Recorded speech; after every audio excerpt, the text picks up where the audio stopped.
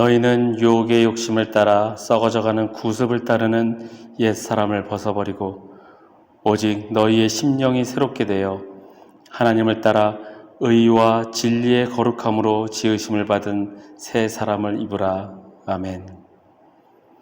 거룩하시고 자비로우신 하나님 아버지, 세세 무궁토록 감사와 찬송과 영광을 홀로 받으시옵소서. 예배하는 저희가 우주 만물을 창조하시고 권능으로 온 세계를 다스리시는 성부 하나님께 온전한 영광을 올려드립니다. 죄인들을 구원하시기 위하여 육신이 되어 이 땅에 오시고 그 힘들고 무거운 십자가를 지신 성자 예수님께 경배를 드립니다. 오늘도 우리 안에 내주하시며 고단한 인생길에 용기와 희망을 주시며 예배를 인도하여 주시는 보혜사 성령님께 감사를 드립니다. 영과 진리로 드리는 이 예배를 기쁘게 받아 주옵소서. 예수님의 이름으로 기원하옵나이다. 아멘. 사도신경으로 우리의 신앙을 고백합니다. 나는 전능하신 아버지 하나님 전지의 창조주를 믿습니다. 나는 그의 유일하신 아들 우리 주 예수 그리스도를 믿습니다. 그는 성령으로 잉태되어 동정녀 마리아에게서 나시고 본디오 빌라도에게 고난을 받아 십자가에 못 박혀 죽으시고 장사된 지 사흘 만에 죽은 자 가운데서 다시 살아나셨으며 하늘에 오르시어 전능하신 아버지 하나님 우편에 앉아 계시다가 거기로부터 살아있는 자와 죽은 자를 심판하러 오십니다. 나는 성령을 믿으며 거룩한 공교회와 성도의 교제와 죄를 용서받는 것과 몸의 부활과 영생을 믿습니다. 아멘.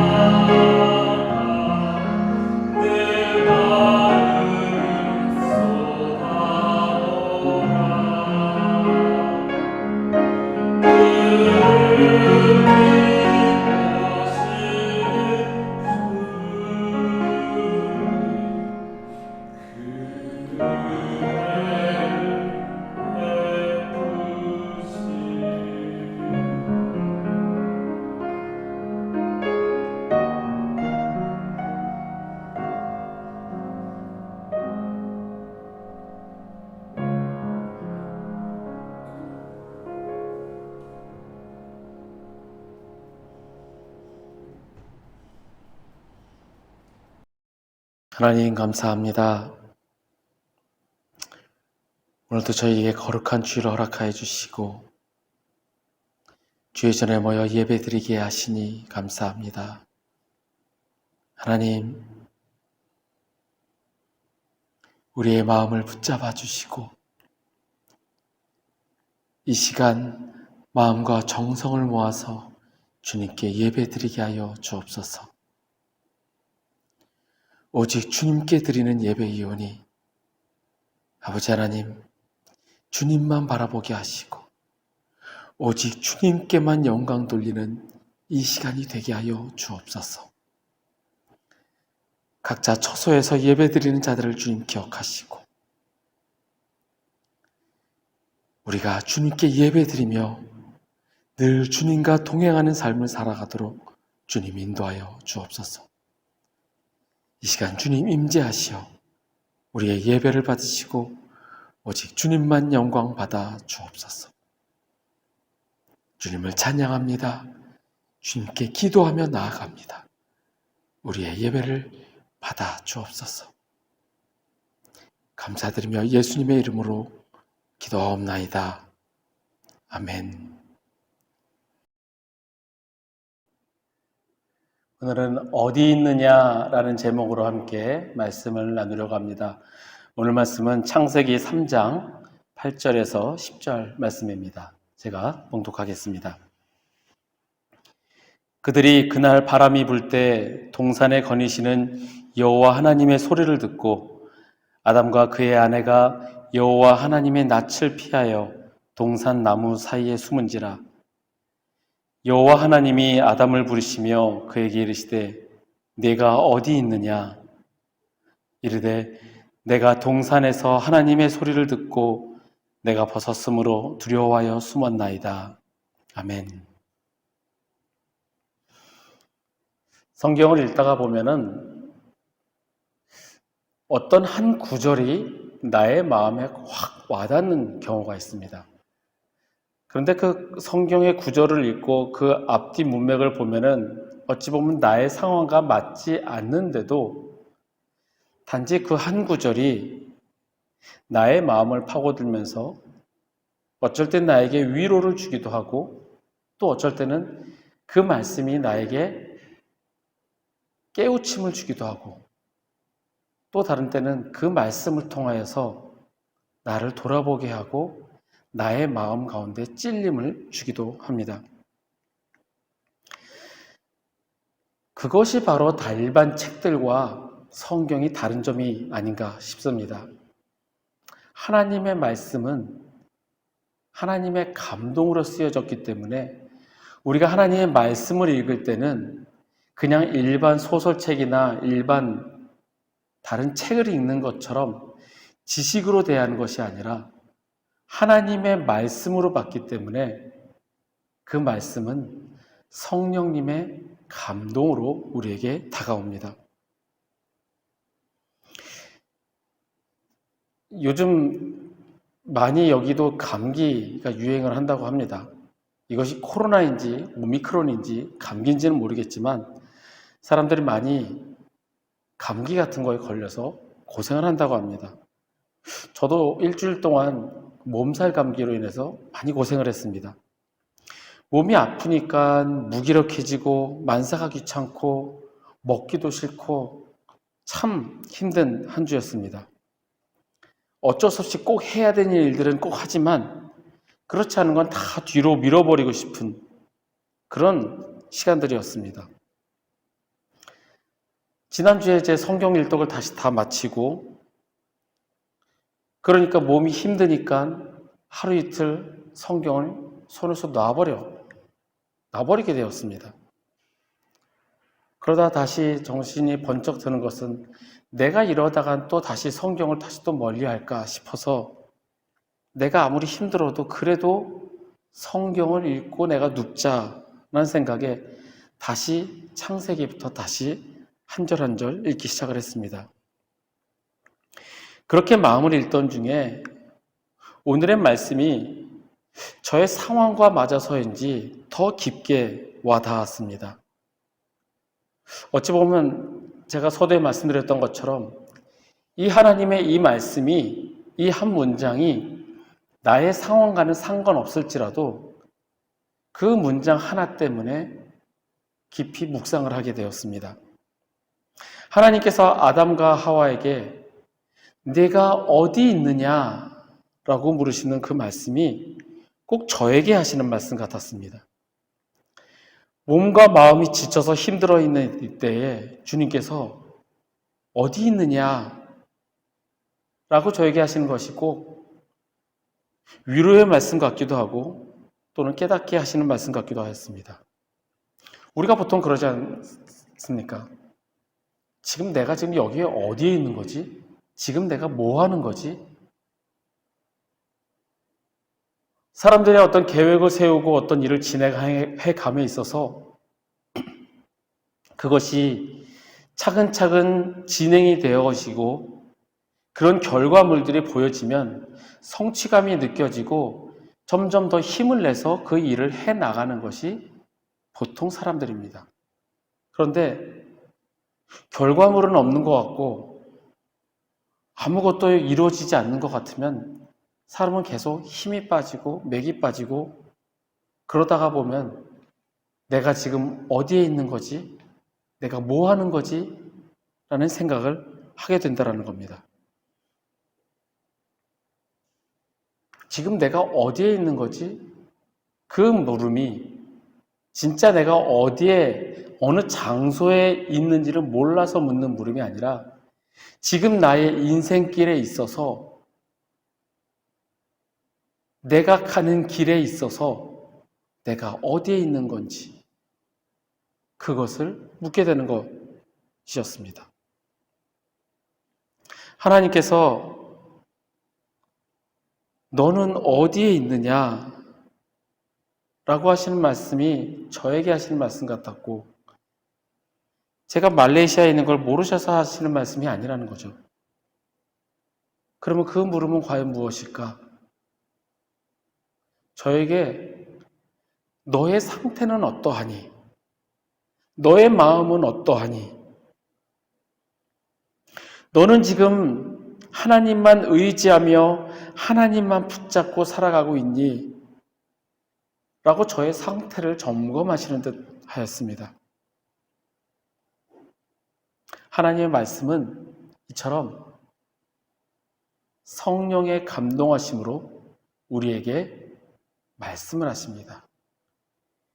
앞뒤가 전혀 안 맞는 그러한 문장일지라도 나의 상황과 맞지 않는 그 구절일지라도 하나님께서는 나에게 성령님을 통하여 그 말씀을 통하여 위로하시고 힘을 주시고 또한 깨닫게 하시고 나로 하여금 돌아보게도 하십니다.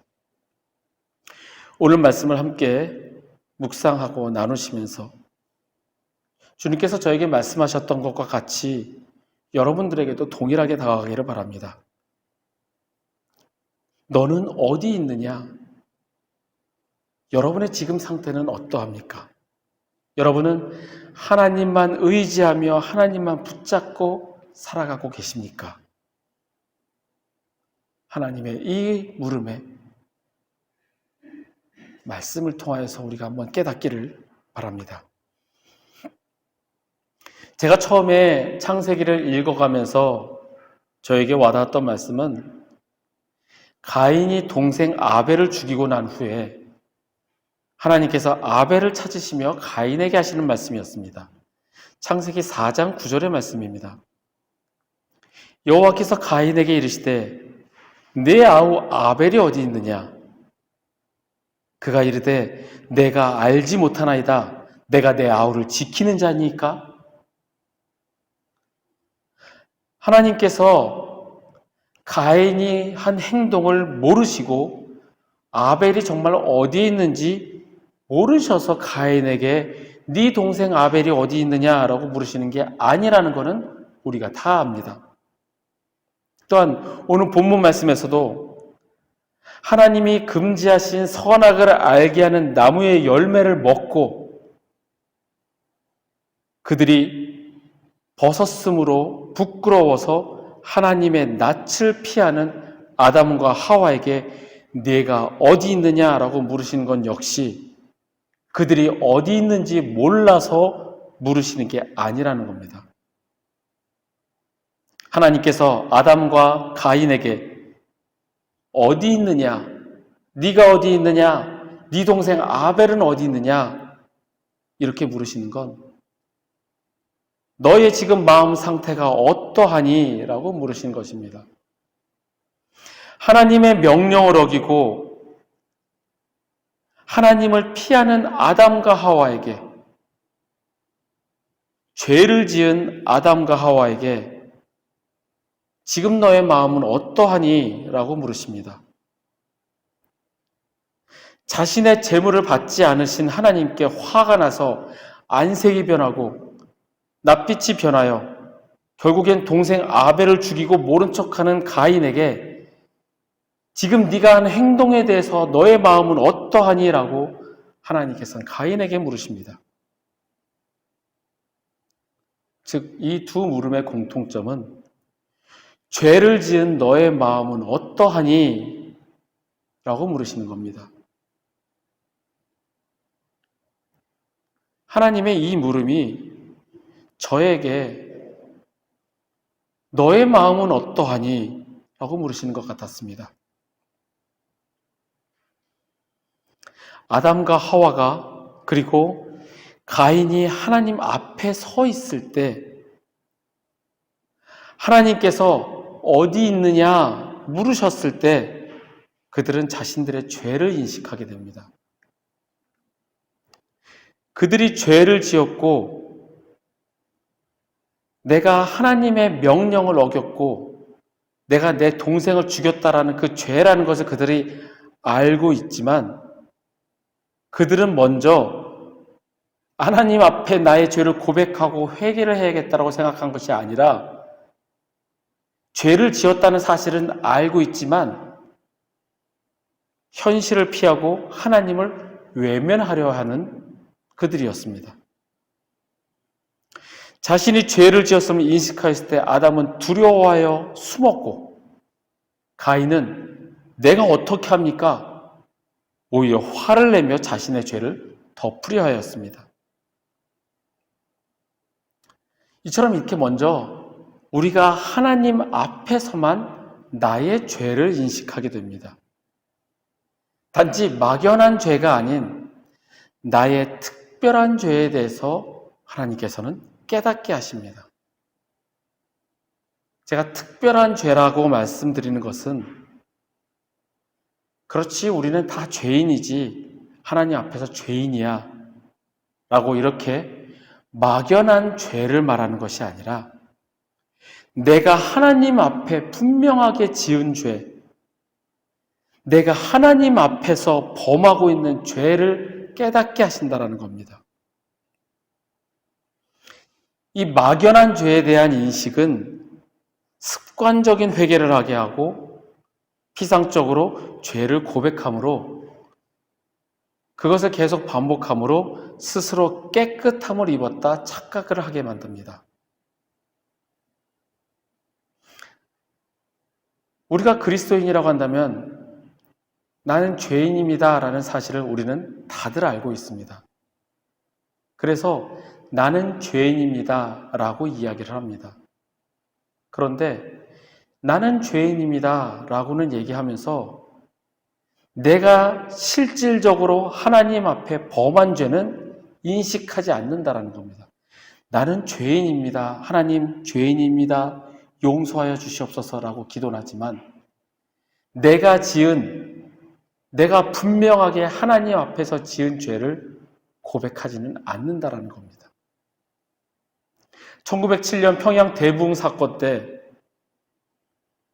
부흥이 시작된 것은 회개로부터 시작하였습니다.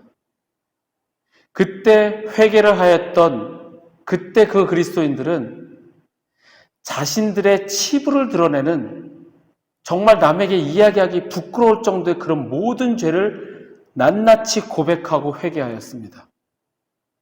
하나님, 제가 친구가 죽으면서 친구가 나에게 맡겨놓은 돈을 그 가족에게 주지 않고 내가 그거를 다 착복했습니다. 그런 정말 범죄까지도 고백을 하였습니다. 하나님, 제가 남몰래 다른 사람의 부인과 간통하였습니다. 하나님, 용서해 주시옵소서. 입으로 내뱉기 부끄러운 이런 죄들을 하나님 앞에 내어놓고 고백하고 회개함으로 부흥이 시작된 것이 평양 대부흥의 시작이었습니다. 그런데 우리는 나의 특별한 죄를 고백하진 않고 나는 죄인입니다. 나는 죄인입니다. 라고 하면서 깨끗함을 받은 것처럼 스스로 인식을 합니다. 네가 어디 있느냐라는 하나님의 물음은 하나님이 우리가 하나님 앞에 섰을 때 나의 죄를 인식하고 내가 지은 그 특별한 죄를 고백하고 회개함으로 새롭게 태어나는 거듭나는 사람으로 살아가야 한다는 것입니다. 이렇게 나의 죄를 깨닫게 하시는 분이 바로 성령님이시며 회개하게 하시는 분도 하나님이십니다. 나의 의지로 깨달으려고 한다고 깨달아지는 것이 아니라 성령님께서 오시면 나의 죄를 깨닫게 하십니다. 즉 주님과 동행하며 주님과 교제할 때 나의 죄를 깨닫고 그 죄로 인하여 우리는 고통받게 됩니다. 다윗의 고백처럼 내가 주께만 범죄하여 주의 목전에 악을 행하였사오니 죄에 대해서 인식하고 죄 사함의 기적을 경험하고 그러므로 점점 거룩함으로 성화의 과정을 밟아가는 것이 우리 그리스도인의 삶이라는 겁니다. 이 모든 것이 긴밀하게 연결되어 있습니다. 나의 죄를 인식하고 죄 사함을 받고 회개하고 용서를 구하고 그러므로 거룩함으로 성화의 과정을 밟아가는 것. 나의 특별한 죄를 인정하고 고백함으로 회개하고 용서받은 사람이 거룩한 사람이 되어져 갑니다. 하나님께서 저와 여러분에게 물으십니다. 네가 어디에 있느냐? 너의 마음은 어떠하냐? 기독교라는 종교의 테두리 안에서 내가 기독교인이라고 생각하며 살면서 나는 죄인이지 그렇게 입버릇처럼 반복하는 것이 아니라 막연하게 나는 죄인이지라고 생각하는 것이 아니라 하나님 앞에 나의 특별한 죄를 깨닫게 하시고 그 죄를 고백하고 주님 앞에 회개할 때 우리는 거룩한 사람이 되어 가져가는 과정을 밟아갈 수 있습니다. 네가 어디 있느냐? 주님의 이 물음이 나의 마음을 울린다면 그래도 나는 주님과 교제하며 주님과 동행하려고 애쓰는 사람이라는 증거입니다. 그럴 때 우리가 아담과 가인처럼 두려워하고 하나님을 피하고 하나님에게서 숨고 오히려 하나님에게 따지고 항변하는 것이 아니라 성령님 나의 죄를 깨닫게 하소서 기도하며 용서를 구해야 합니다. 이것이 바로 그리스도인의 삶입니다. 회개의 삶, 바로 기독교의 바탕이며 그리스도인의 삶입니다. 그런데 우리는 그렇게 살아야 하는데 많은 사람들은 죄를 짓게 되면 성령님의 도우심을 구하며 회개하고 이런 사람이 있는 반면에 아담과 가인처럼 두려워하여 숨고 오히려 적반하장식으로 따지고 들기도 합니다. 내가 뭘 잘못했습니까? 본인의 죄에 대해서 인정하지 않고 잘못을 인정하지 않으면서 난 늘 항상 잘하기만 하는데 나한테 가르쳐 들지 마십시오. 난 잘하고 있습니다. 라고 합니다. 그리고 많은 경우 아담처럼 하나님으로부터 멀리하려 합니다. 하나님의 보호하심에서 벗어나려고 합니다. 하나님 없이 나의 힘만으로 살아가려고 합니다. 하지만 하나님의 보호하심에서 벗어나면 우리는 살아갈 수 없습니다. 창세기 12장에서 하나님께서 아브라함을 부르셨습니다. 아브라함의 믿음을 보여주는 말씀이며 하나님의 명령대로 우리가 마땅히 가야 할 길을 보여주십니다. 12장 1절의 말씀입니다. 여호와께서 아브라함에게 이르시되 너는 너의 고향과 친척과 아버지의 집을 떠나 내가 네게 보여줄 땅으로 가라. 그 옛날 그들에게 가족과 시족의 소속함이 생존에 아주 중요했던 시대였습니다. 자신을 보호해줄 그런 공동체를 떠나서 가야 할 곳도 모르고 정처 없이 간다라는 것은 그들의 안전을 보장해 줬던 공동체로부터 벗어나는 것을 말합니다. 하나님의 이 부르심은 아브라함을 그에게 안전을 보장해 줬던 공동체로부터 뽑아내서 그 고향으로부터 나와서 부모의 집을 떠나서 아무런 보호받지 않는 그런 사람으로 하나님께서는 그를 만들어 버리십니다. 그리고 그가 다른 공동체에 기대하며 의지하는 것이 아니라 하나님의 도우심만 의지하도록 하나님께서는 그를 만드십니다.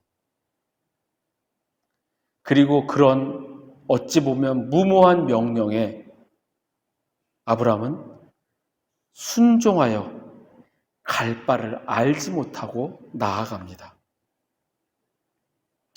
이처럼 하나님의 도우심만 의지하는 자는 하나님의 보호하심 아래에 있게 됩니다. 반면에 죄를 짓고 회개하지 않고 오히려 하나님으로부터 멀리하려는 사람은 하나님의 보호하심 아래에 있게 되지 않고 더욱더 죄 가운데로 빠져들어가게 됩니다. 복 있는 사람은 하나님의 날개 아래 거하는 사람이며 하나님만 의지하는 사람입니다. 지금 우리가 특별한 죄 가운데 있고 회개하지 않는다면 아담이 그렇게 했던 것처럼 하나님을 외면하고 하나님으로부터 벗어나려고 하는 사람들도 있을 겁니다. 그러면 우리의 상태는 어떻습니까? 하나님의 보호하심이 귀찮고 내가 스스로 할 수 있는데 왜 자꾸 간섭하실까? 그냥 내 마음대로 하게 두십시오. 하나님 제 힘으로 할 수 있습니다. 이렇게 생각한다면 그가 아무리 주님을 믿는다고 할지라도 주님을 인정하지 않는 것이며 주님의 날개 아래 거하기보다는 나의 힘을 믿는 교만한 사람입니다. 하나님의 날개 아래 보호하심을 받은 신앙의 선배가 또 있습니다. 현숙한 여인 룻입니다. 룻은 하나님의 날개 아래 보호하심을 받으러 시어머니 나오미를 따라왔기 때문에 하나님의 계획 가운데에서 그 행하심의 그 중간에 서 있게 됩니다. 룻기 2장 12절의 말씀입니다.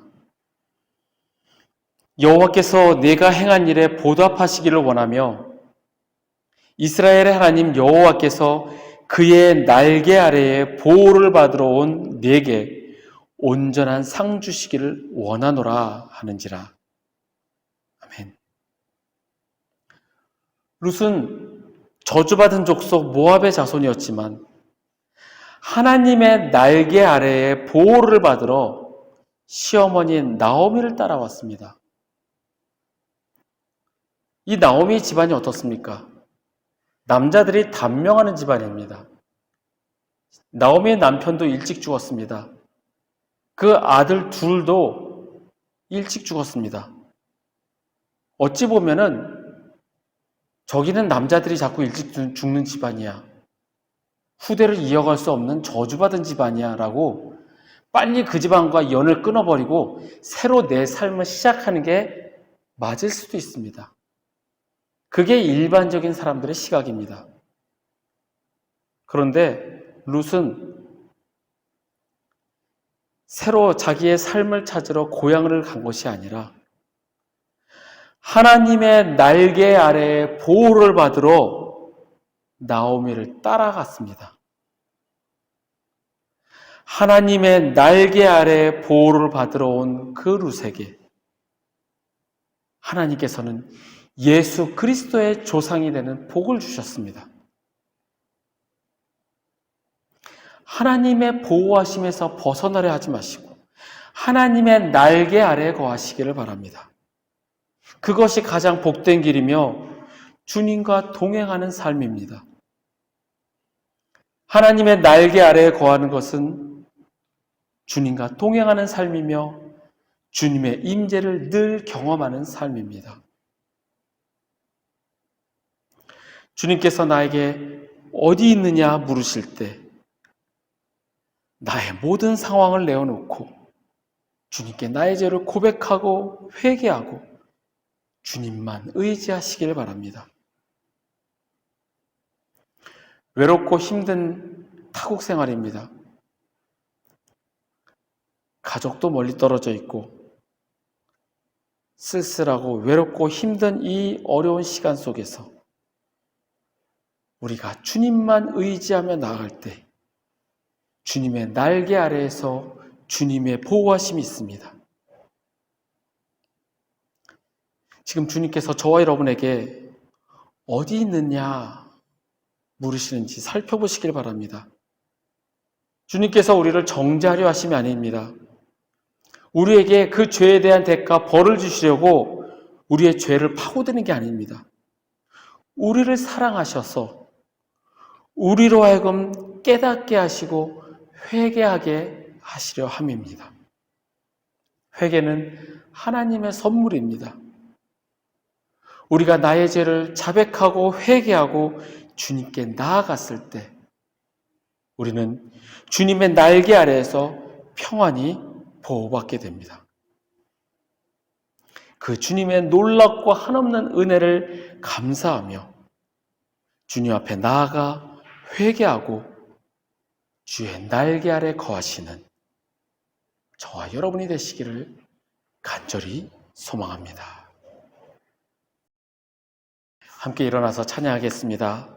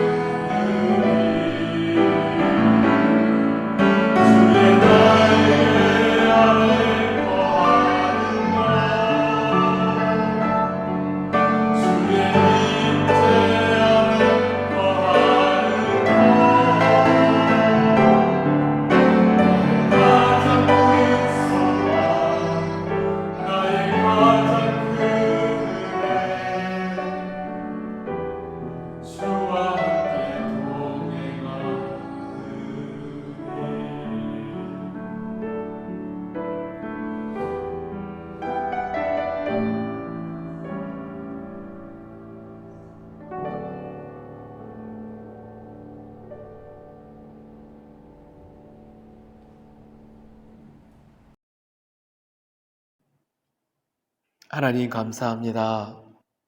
지금 이 시간 내가 어디 있느냐 말씀하시며 깨닫게 하시고 위로하시고 힘 주심을 감사합니다. 하나님, 주님 앞에 나의 모든 죄를 고백하고 회개하며 주님께 더 가까이 나가기를 소원합니다. 성령님, 나의 죄를 깨닫게 하시고 주님 앞에 엎드려 죄를 고백하고 회개하는 우리가 되게 하여 주옵소서. 회개하고 주의 날개 아래 거함으로 늘 주님의 보호하심을 받아 늘 기쁨과 평안함이 넘치는 우리의 삶이 되도록 주님 인도하여 주옵소서. 그렇게 하심을 주님을 믿습니다. 그렇게 하실 주님을 찬양합니다. 주님, 인도하여 주옵소서. 여호와는 내게 복을 주시고 너를 지키시기를 원하며 여호와는 그의 얼굴을 내게 비추사 은혜 베푸시기를 원하며 여호와는 그 얼굴을 내게로 향하여 드사 평강 주시기를 원하노라. 지금은 우리를 구원하신 우리 구주 예수 그리스도의 은혜와 독생자를 보내어 죽이시기까지 우리를 사랑하신 아버지 하나님의 크신 사랑과 지금도 내 안에 계시며 나의 죄를 깨닫고 회개하기를 원하시는, 그렇게 하시는 성령님의 교통 역사하심이 오늘 거룩한 주일 주의절에 모여 함께 예배드리는 우리 회복교회 교우들과 그 가정 위에, 그들의 일터와 주의 날 예배드리기에 모인 전 세계 모든 교회 위에, 우리 조국 대한민국과 이 땅 말레이시아 위에 지금부터 영원토록 함께 하시기를 간절히 축원하옵나이다. 아멘.